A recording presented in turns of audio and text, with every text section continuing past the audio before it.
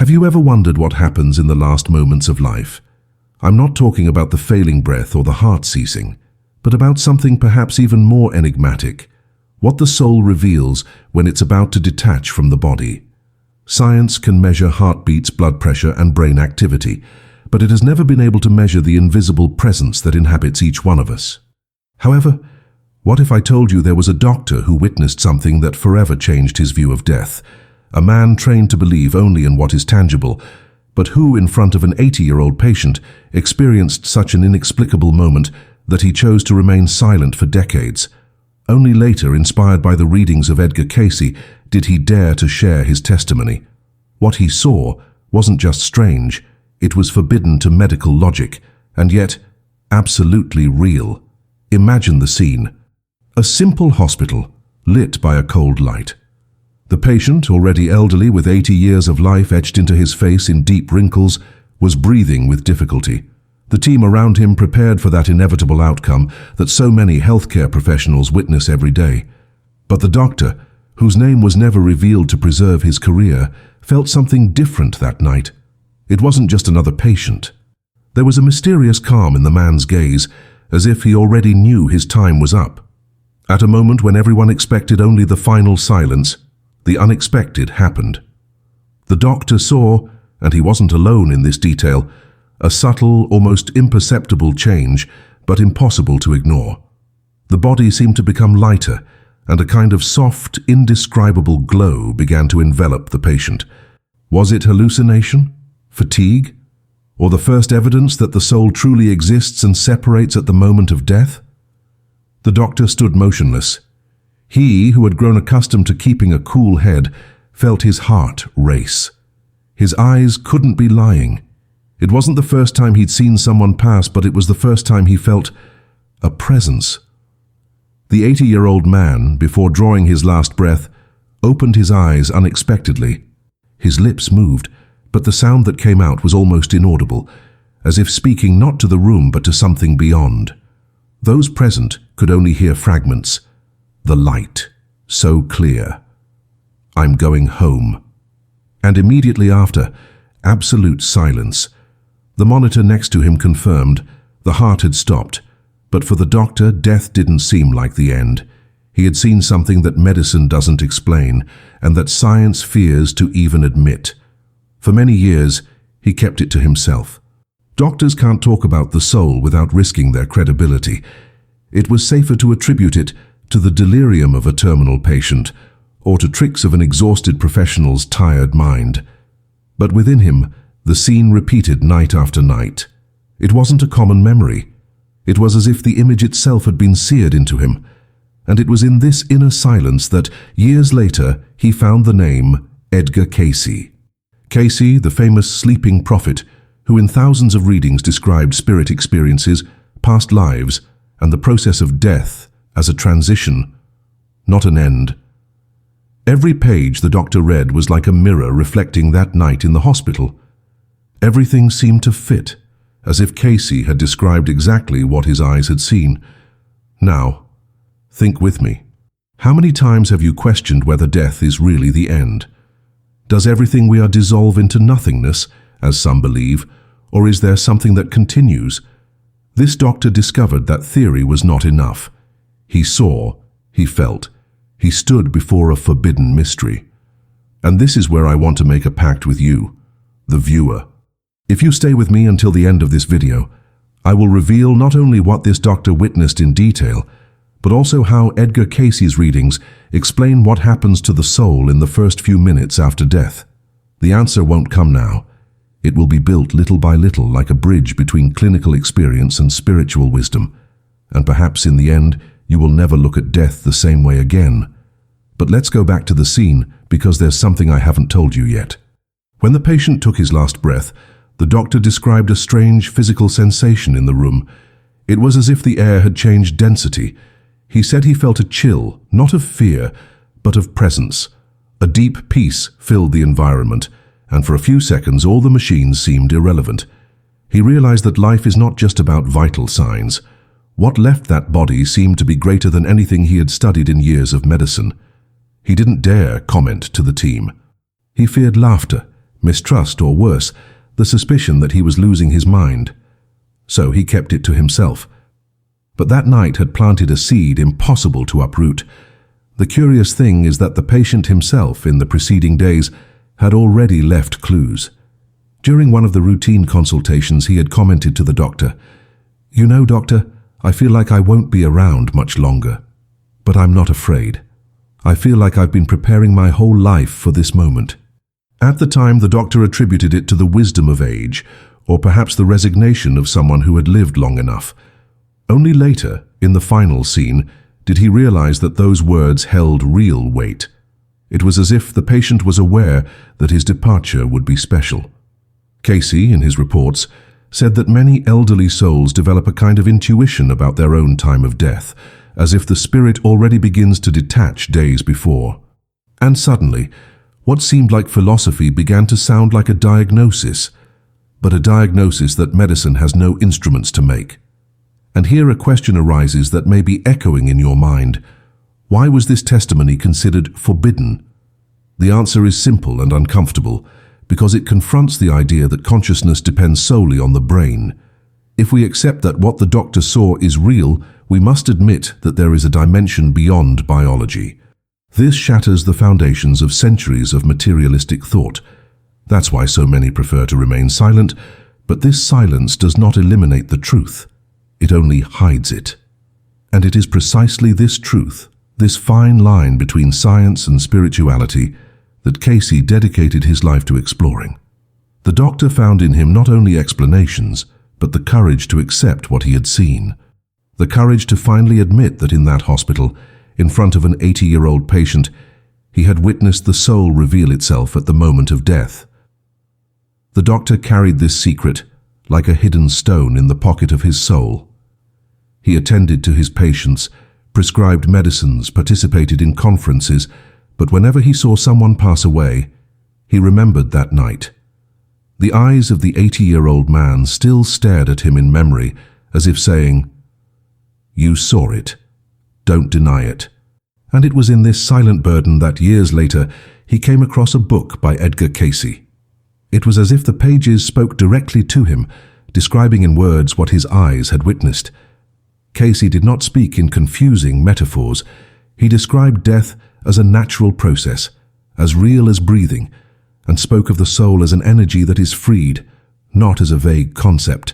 For the doctor, every phrase was a kind of confirmation that he was not crazy, that what he had witnessed was not delirium, but the revelation of a reality that modern medicine still refuses to touch.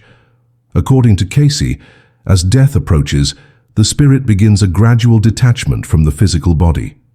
He spoke of a kind of energy thread, comparable to a silver cord, that maintains the link between body and soul. This thread doesn't break immediately.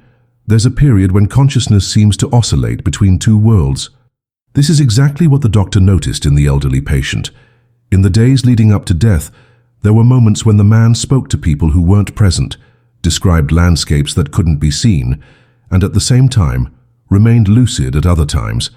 At the time, the doctor recorded this as possible signs of terminal delirium, but, upon reading Cayce, he realized it could have been something much greater, the spirit rehearsing its farewell. Now, notice the most unsettling detail. When the patient quietly said, "I'm going home," the doctor thought it was just a childhood memory or an unconscious metaphor. But Cayce repeated a curious expression in his readings: the return to the home. For him, death is not an abandonment, but a return to a place of origin, where the soul rests and prepares for the next stage of its journey. Isn't it strange how two people who never met, an anonymous patient and an American medium, use the same image, as if describing the same experience from different angles? This is what truly began to disturb the doctor. He could no longer convince himself that it was all just a coincidence. And here arises a question that may already be crossing your mind. If all this is true, why don't we hear more about these experiences? The answer is harsh. Because medicine has been built on the paradigm of what is measurable. What cannot be weighed, photographed, or recorded by instruments is simply discarded. The problem is that the human experience is much greater than what graphs and exams can show. Thousands of reports of near-death experiences, visions in hospital beds, and testimonies from nurses remain hidden in silence so as not to harm scientific reputation. But silence does not erase reality. It only makes it more solitary for those who experience it. The doctor found in Cayce's readings a courage he had never had. He discovered that he was not alone, that others had described the same transitions with even more vivid details. Cayce spoke of how the soul, upon detaching, is often greeted by familiar figures, deceased relatives, or even spiritual beings who come to facilitate the passage. This description brought an uncomfortable memory to the doctor's mind. At the moment of death, the patient seemed to stare fixedly at a point above the bed, as if seeing someone enter the room. His eyes sparkled despite his weakened body. At the time, the doctor interpreted it as a reflex or an eye spasm. But, after learning about Cayce's accounts, he could no longer deny the possibility that the man was, in fact, seeing someone who was not visible to anyone else. This possibility in itself would be transformative. But Cayce went further. He described death as a process of liberation in stages, where the soul goes through a brief period of confusion until it realizes it no longer belongs to the body. Some remain close to the physical environment for a few moments, observing themselves, until they accept that the silver cord has broken. The doctor remembered something that made his hair stand on end. He swore he felt the patient's presence in the room, even after the monitor already showed a flat line. As if there was a silent wait before the definitive goodbye. Cayce's reading explained exactly this, the time of transition, when the soul realizes that earthly life has ended.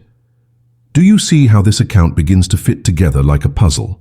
What once seemed like an isolated phenomenon, a product of exhaustion on an ordinary night, now gained context. It wasn't just him, it wasn't just one patient. It was part of a universal process, described by someone who had never set foot in that hospital, but who left thousands of records echoing the same truth. The doctor, then, began to view his own profession differently. He continued to attend to patients, continued to prescribe, but in his heart something had changed.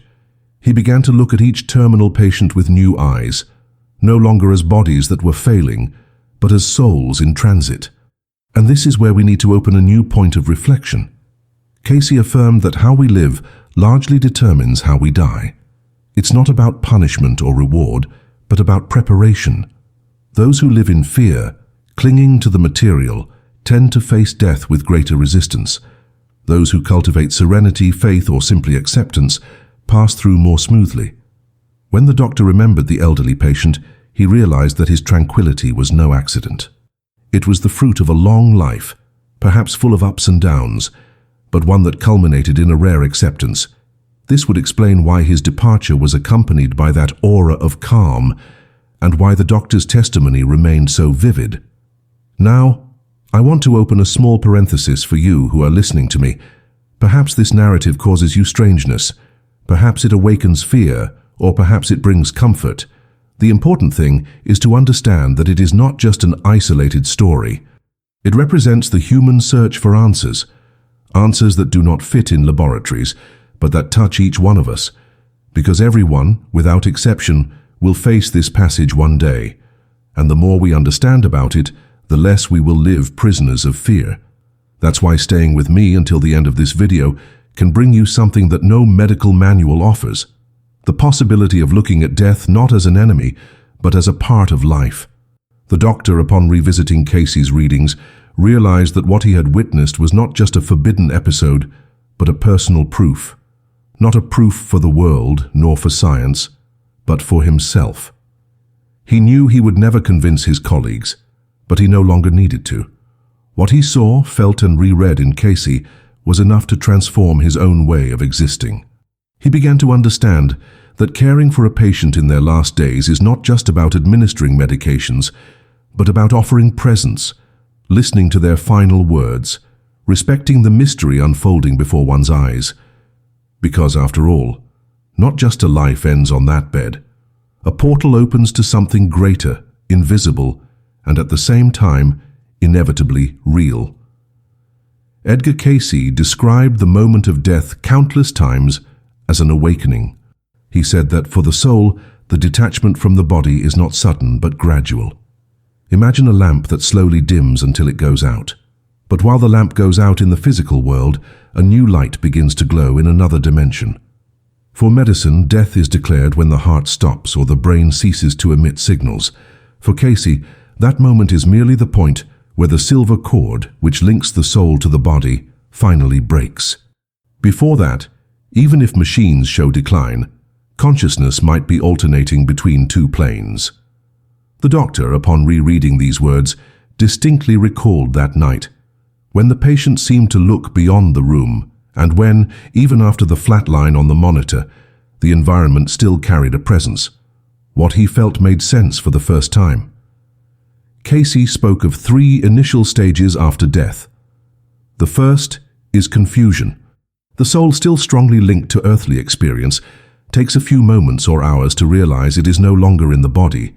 Many, according to him, try to talk to family members, touch nurses, or call for help without understanding why they are not heard. This is why so many near-death experiences include the sensation of floating above the body. The second stage is recognition. The soul begins to perceive its condition by seeing familiar figures or environments that do not belong to the hospital. It could be a departed relative, a friend, or even a spiritual guide. This encounter, Cayce said, is not an illusion. It is an aid to ease the transition. The third stage is acceptance, when the soul finally recognizes that its earthly life has ended and turns toward the new stage of its journey. For the doctor, each of these descriptions seemed like an accurate portrait of what he witnessed at the elderly patient's bedside. But there was something even more unsettling. Cayce reported that in many cases, the soul remains close to the physical body for some time, as if to ensure that everything is in order, that its loved ones are being cared for. It is during this period that some family members say they feel the presence of the deceased at home, hear footsteps, or smell a characteristic scent, even days after the funeral. Science calls this grief hallucination. Cayce called it a farewell. And when the doctor remembered the sensation that the patient was still in the room, even after death, he understood that he might have felt this brief lingering. The shiver, the change in the air, were not imagination. They were signs that the soul does not disappear, but transitions slowly. Do you see how this vision changes everything? If death is not an abrupt cut but a process, then it should not be seen as an absolute terror, but as a rite of passage. This does not eliminate the pain of those who remain, but it opens space to understand that the departure is accompanied, that no one is truly alone in the final moment. And this is perhaps Cayce's greatest revelation. Death is not loneliness. There are always presences that help, even if earthly eyes cannot see. The doctor, reading this, remembered the patient's gaze toward the top of the bed. Who was he seeing? To whom was he saying, "I'm going home"? These questions remained etched in his memory, but now they had a new meaning. Cayce also described something that might seem uncomfortable, but is necessary to understand. He said that how the soul perceives the first moments depends on its preparation in life. A soul that lived chained to hatred, extreme materialism, or fear might remain longer in the stage of confusion, not accepting its new condition. Those who cultivated love, faith, or simply serenity find the path more easily. This does not mean punishment, but consequence. What we carry within us, according to Cayce, does not disappear in death.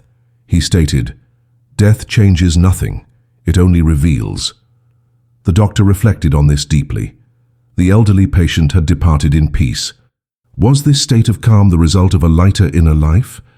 Was this why his transition was accompanied by that aura of serenity that impressed so much? Now, there's a detail that is often overlooked, but which Cayce repeated in his readings. The time of death is not identical for everyone. For some, the detachment happens in minutes. For others, it can last hours or even days in a subtle state as the soul gradually withdraws. This process depends not only on the body, but on spiritual disposition. That's why certain accounts of vigils beside terminal beds describe a sense of waiting, as if something greater was happening beyond what the eyes can see. The doctor confessed in later writings that night he felt exactly that, It wasn't a sudden end, but a layered transition. Something invisible moved in the room, something that science could not measure, but that he knew was there. And here we come to one of Cayce's most intriguing passages, the idea that, after acceptance, the soul is led to a space of review. He did not describe this as judgment, but as an opportunity to review one's life, almost like watching a movie of oneself, feeling not only one's actions, but the impact they had on others. For many, this is frightening, because it implies facing mistakes without masks. For others, it is liberating, because it allows understanding and moving forward. The doctor did not witness this stage, of course, but when he read this description, he remembered the last expression of peace on the patient's face. Perhaps that serenity was already the foreshadowing that he was entering this stage of review, accepting his journey and moving on without fear. Have you ever stopped to think about what you would feel reviewing your own life in this way? Not just as a memory, but as a direct experience, truly feeling what you made others feel. This is Cayce's perspective, and it is also why he encouraged people to live consciously, so that death would not be a shock, but a continuity. The doctor found in these words not only comfort, but a call to change his own conduct. He began to value listening more, compassion, patience with his patients, because he understood that what we carry beyond life are not titles, diplomas, or achievements, but the marks left on others. But perhaps the most surprising thing in Cayce's descriptions is something that directly connects science and spirituality. He said that at the moment the soul detaches, a subtle energy is released, perceptible by some as light or a change in the air. Exactly what the doctor witnessed. It wasn't a metaphor, it was a concrete perception. And this detail is what gave the doctor the certainty that he had imagined nothing. He had seen the real manifestation of the soul in transit. This moment, which could have been dismissed as delirium, became his personal proof that Cayce was right. Edgar Cayce stated that after the phase of confusion and life review, the soul enters a state he described as planes of consciousness. These are not physical places in the earthly sense, but levels of experience, each reflecting the soul's inner state. Those who cultivated kindness, learning, and personal evolution tend to ascend to more subtle and serene planes. Those who lived bound by selfishness, violence, or the denial of their own spirituality remain in denser planes until they are ready to move on. There is no punishment in this process, only consequence. Each soul finds itself where it is in harmony. The doctor, studying these descriptions, understood that death is not the same for everyone. Just as life is unique, the experience after life is also shaped by what we carry within us.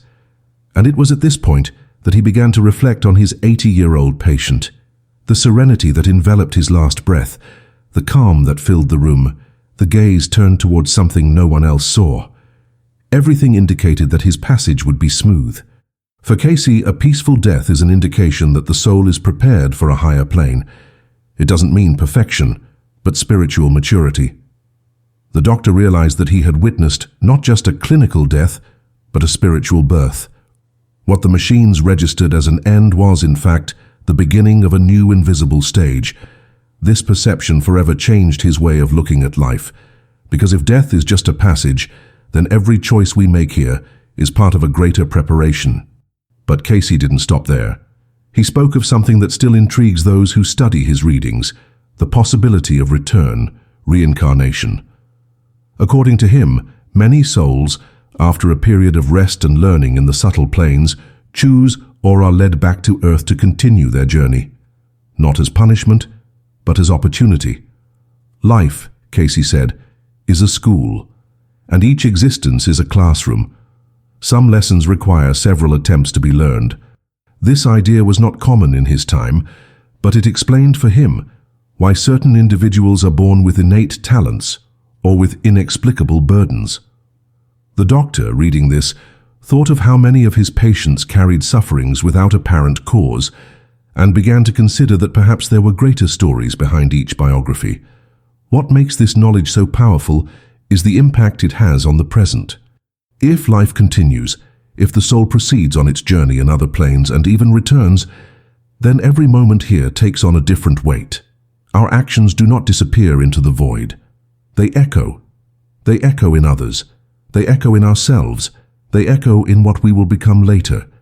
For Cayce, the greatest human error is to live as if everything ends in the grave. The doctor, who once saw his profession as a fight against death, began to see it as a mission to care for the transition.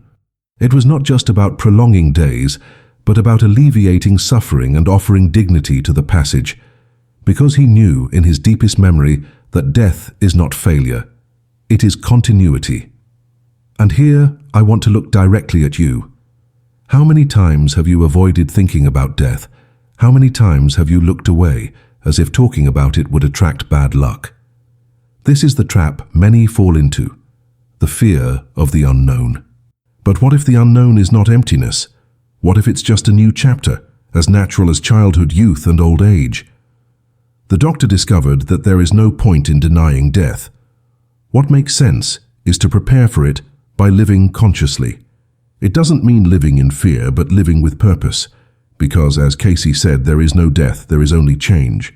Change of clothing, change of dwelling, but the essence remains. And remember, the doctor's testimony was not that of a mystic, but of a man trained in science, accustomed to dealing with facts. Precisely for this reason, his experience is so impactful. He was not trying to prove beliefs.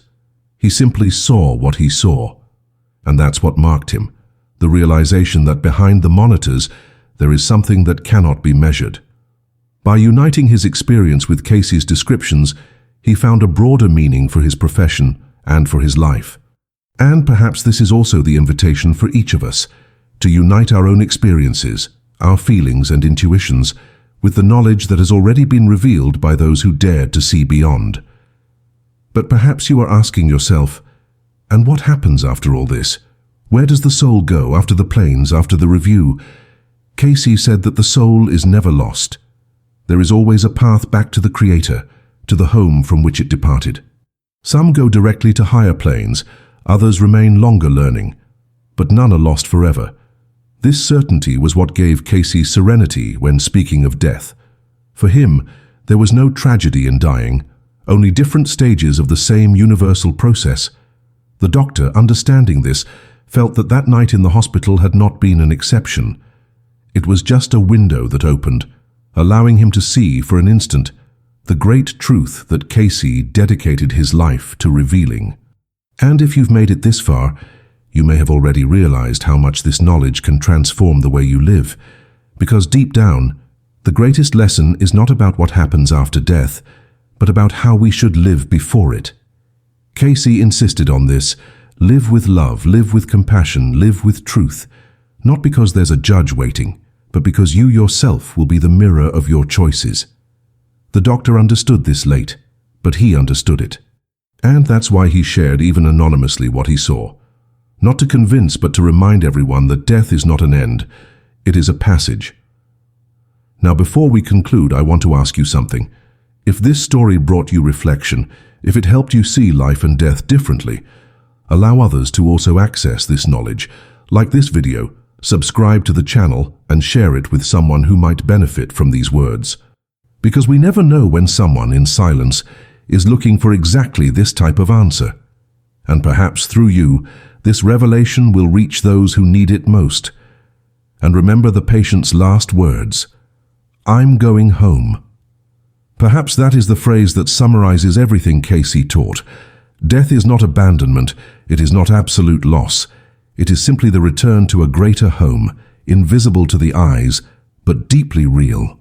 And what the doctor saw that forbidden night was precisely the silent proof that the soul continues, and that none of us is alone in the crossing. This is the end of the testimony, but also the beginning of a new understanding. May you carry this certainty with you. Living well is preparing well, because when the last breath comes, what awaits us is not emptiness, but the continuation of an eternal journey.